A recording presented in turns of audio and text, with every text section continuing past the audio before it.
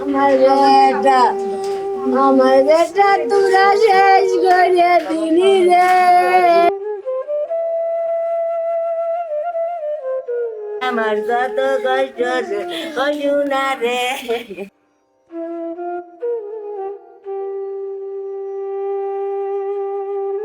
রাজবাড়ীর পাংশায় পরকীয়ার জেরে আব্রাহাম খান ওরফে আলিম নামের এক যুবককে ডেকে নিয়ে গলা কেটে হত্যার অভিযোগ উঠেছে। মঙ্গলবার সকাল ৮টার দিকে নারায়ণগঞ্জের আড়াইহাজারে উপজেলার মাহমুদপুর ইউনিয়নের শ্রীনিবাসী সাকিনাস্থ চকের মধ্য থেকে মাথাবিহীন অবস্থায় আলিমের মরদেহ উদ্ধার করেছে আড়াইহাজার থানা পুলিশ। আমার শোনা আর যেদিন গেছে 15 তারিখে ওই দিনই ওর মাইরে ফেলছে। ওর বাড়ি থেকে গেছে কাজের কথা বলছে আমার এক মামা কাজ দিবে, এটা চাকরি দেবে, সেইটা বলে চলে গেছে ঢাকা নারায়ণগঞ্জ গেছে। বলছে যাওয়ার কথা ছিল অন্য জায়গায়, সাভার না কোথায় ছিল যাওয়ার কথা ছিল, পরে নারায়ণগঞ্জ বলে ওর বন্ধু নিয়ে গেছে, ওইখানে নিয়ে যায় ওই বালুর চরে মারছে। আমার শোনা রে। নিহত আলিম রাজবাড়ীর পাংশা পৌরসভার ১ নং ওয়ার্ডের চর দুলফদিয়ার ওয়াজেদ খানের ছেলে। জানা গেছে আলিম কাতার প্রবাসী, ৬-৭ মাস আগে বাড়িতে আসেন। এর মধ্যে পাংশা পৌর শহরের পারনারায়ণপুর এলাকার প্রবাসী মোবারক মণ্ডলের স্ত্রী মরিয়ম আক্তারের সাথে পরকীয়ায় জড়িয়ে পড়েন। অভিযোগ রয়েছে কিছুদিন আগে ওই নারীর সাথে পরকীয়া করতে গিয়ে এলাকাবাসীর হাতে ধরা পড়েন আলিম। আমার ভাইয়া বাইরে থাকতো কাতারে, ওইখানে যাওয়ার পর একটা মহিলার সাথে ফেসবুকে ওর যোগাযোগ করার পরে সম্পর্ক করে টাকা পয়সা যা উপার্জন করছে সবই ওই মহিলার দিয়ে দিছে। দেওয়ার পরে বাড়িতে চলে আসে, ওই মহিলা বলে বলছে তুমি বাড়ি চলে আসো, তুমি ব্যবসা করো, তুমি বাড়ি থেকে যা চাও তাই দেয়। শুনছে গল্প তোমাদের বলে শাড়ি গুদুম ঘর আছে, শাটার টাটার সব আছে, বাড়িতে এসে চাপ দাও 10 লাখ টাকা চাও। পরেও বাড়ি থেকে ও বিদেশে 4 মাস থাকার পরে চলে আসে।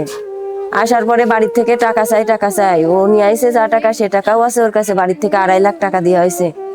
সেই টাকাও কার বলে হালাত দিয়ে দিছে, কয় আমার বন্ধুদের হালাত দিছি। সে টাকার কোনো খোঁজ নাই, নাম বলে না, জিজ্ঞেস করলে নাম বলে না, বলে আছে।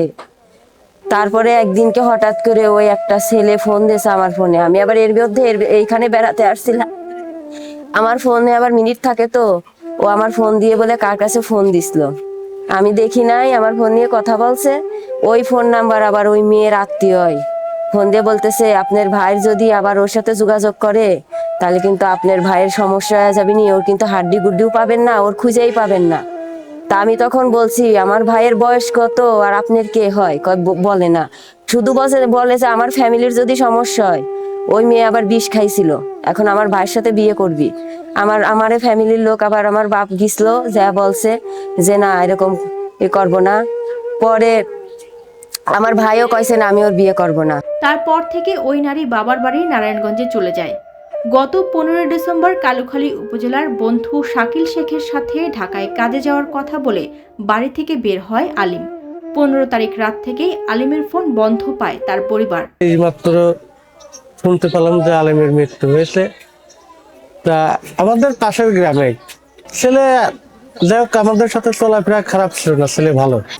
এই মৃত্যুতে সবার কাছে সরকারের কাছে আবেদন জানাচ্ছে যে এর সূক্ষ্ম তদন্ত করে অন্যায়ের বিরুদ্ধে শাস্তি হোক।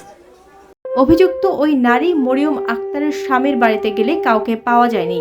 অভিযুক্ত মরিয়ম আক্তারের সাথে যোগাযোগ করা সম্ভব হয়নি। গত 5-6 মাসের মধ্যে আলিমের সাথে আমার কোনো যোগাযোগ নেই বলে জানান নিহত আলিমের বন্ধু শাকিল শেখ।